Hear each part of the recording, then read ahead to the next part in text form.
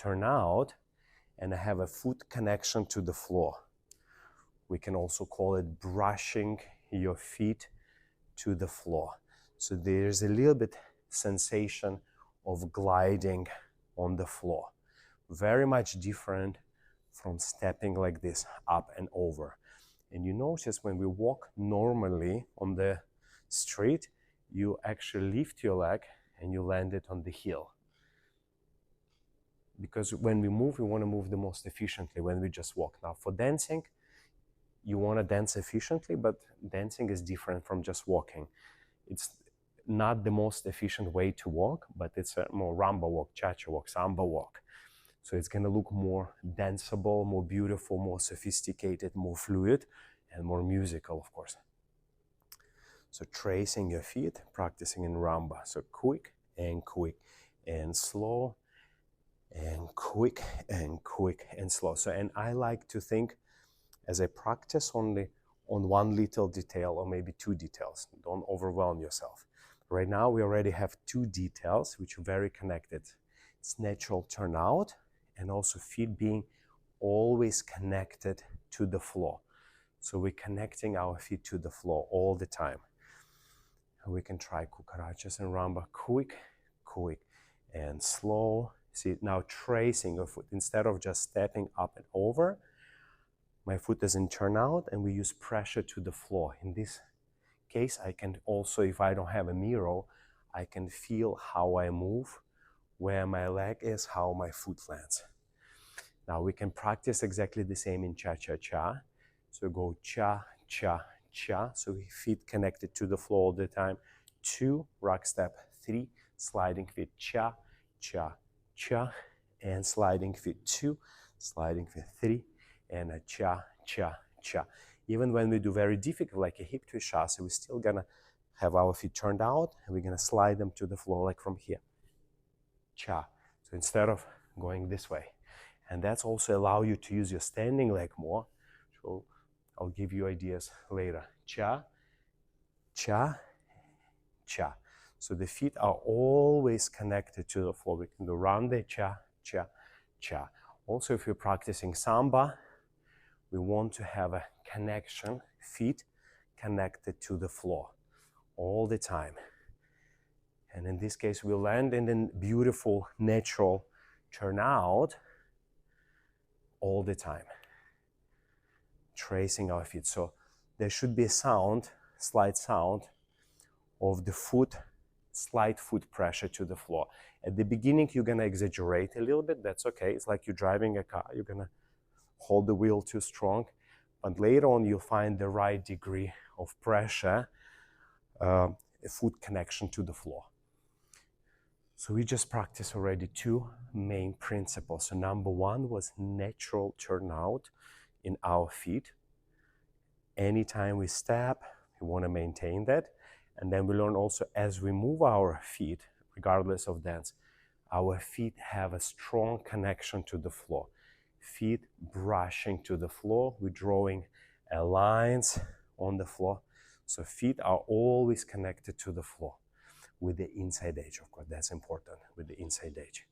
So 2 principles right now.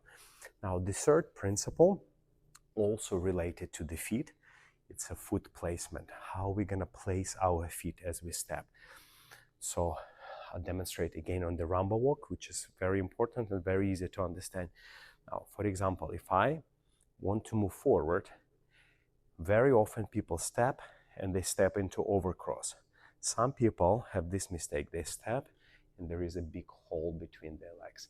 Now, what is the principle? How to step, where to step? So the idea is your heel and toe should always be on the same line. What does it mean? This is my standing leg and my foot is turned out and my toe right now has a certain degree of openness. Now, if I draw a straight line here, that will be ideal for my other foot to land. So if I place my foot right here, now you see my legs not too overcrossed, not too open. So they're more or less in one line. But if I switch them without turnout, you see there is like a 2 famous, that's what most teachers teach, parallel tracks. So you don't want to dance like that. If your feet are turned out, it's actually heel and toe will always be on the same line. So that's the best way to learn it. In this case, no matter how many steps you take,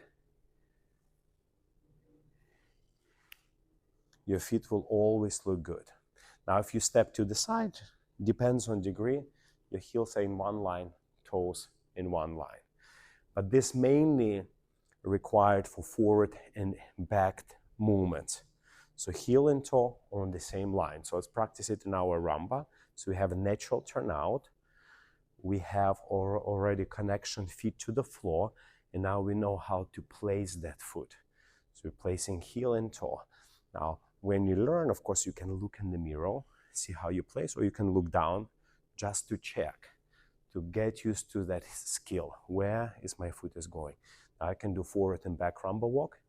See, now this is my standing leg, so my heel will now decide the angle of my heel where I place my foot. You see, heel and toe on the same line right here. So if I do not follow this principle, my legs will be open or too much overcrossed. So I can take a step back. So I have natural turnout. My feet are connected to the floor. And also I learned that I place where I place my foot.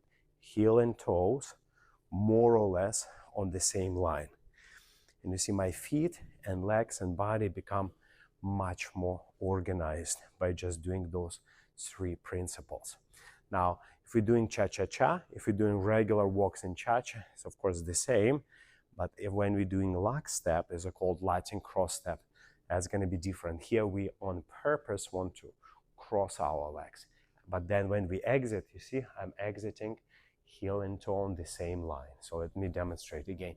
So we do cha-cha lock step. So the first step, heel and toe on the same line. Beautiful Rumba walk, cha-cha walk, cha-cha lock step.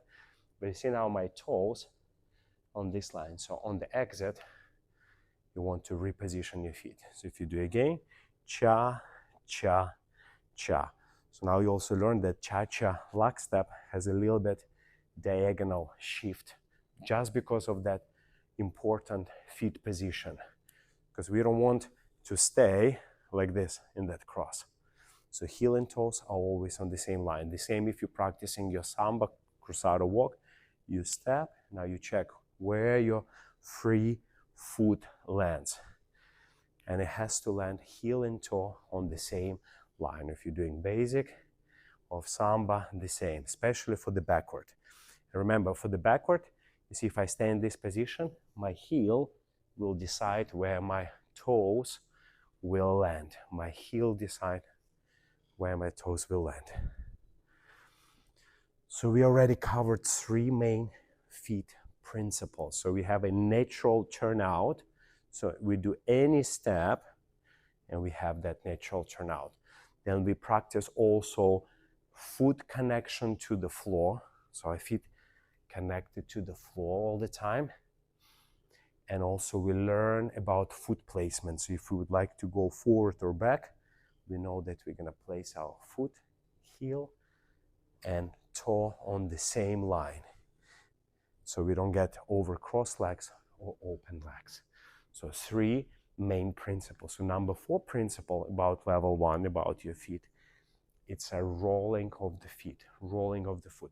So when you step back, for example, you can see clearly that your foot is gonna be rolling from toes to ball to the heel.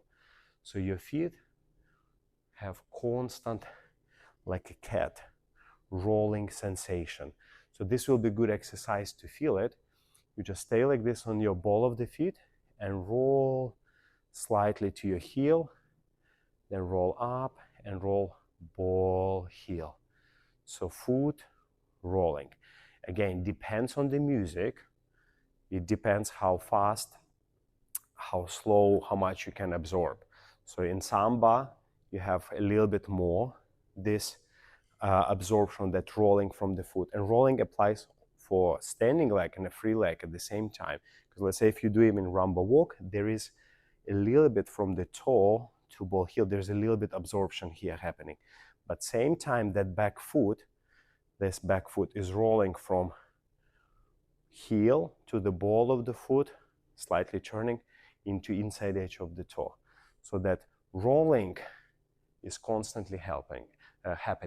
Now, if you step back, you see, I have foot go from toe to the ball to the heel, and look at my front foot is peeling from the heel to ball to toe. And when it's on the toe, that's the moment when you're gonna take off. So foot rolling for the feet is very, very essential. So those are 4 points gonna be happening with your feet. Now, we're going to level 2 about your knees and legs. So for the knee and legs, we wanna learn that our knee can bend and can straight.